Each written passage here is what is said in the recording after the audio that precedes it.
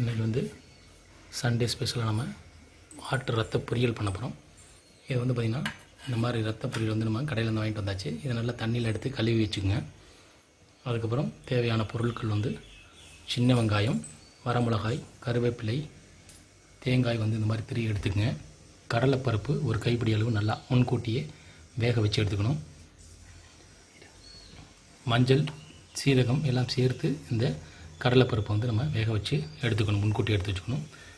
அதுக்கப்புறம் பார்த்திங்கன்னா நம்ம ரத்த பொரியலை வந்து தண்ணியில் நல்லா வாஷ் பண்ணிவிட்டு இந்த மாதிரி கரைச்சி எடுத்துக்கணும்.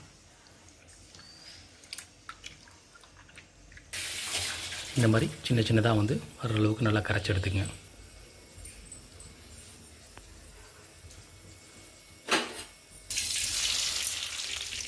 எண்ணெய் நல்லா காய வச்சு கடுகு உளுந்தம் பருப்பு சேர்த்துக்கணும்.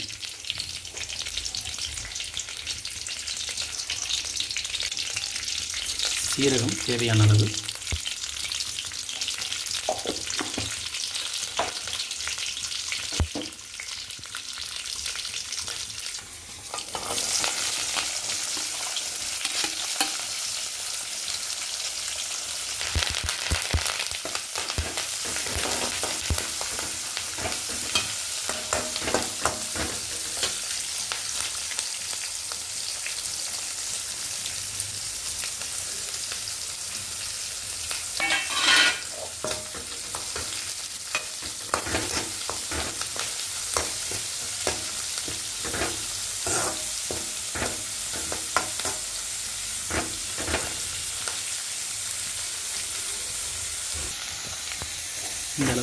இந்த அளவு வதங்கினதுக்கப்புறம் நம்ம கரைச்சி வச்சுருக்க ரத்தத்தை சேர்க்க வேண்டியதான்.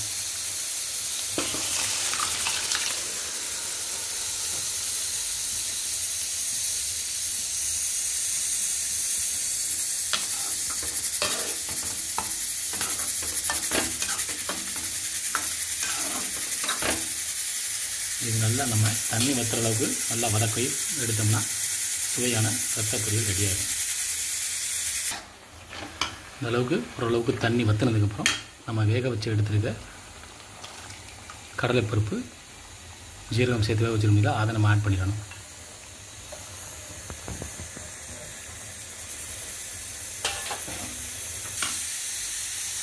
தேங்காய் பூ திரி வச்சுருக்க தேங்காய் பூவை சேர்த்து தண்ணி வற்றுற அளவுக்கு சுருளை கிண்டி எடுத்தோம்னா நமக்கு ரத்த பொரியல் ரெடி ஆகிடும்.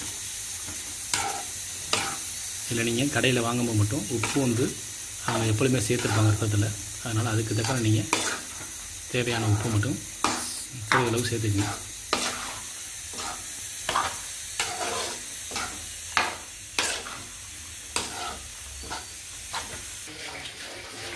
ரத்த பொரியல் ரெடி ஆகிடுச்சு.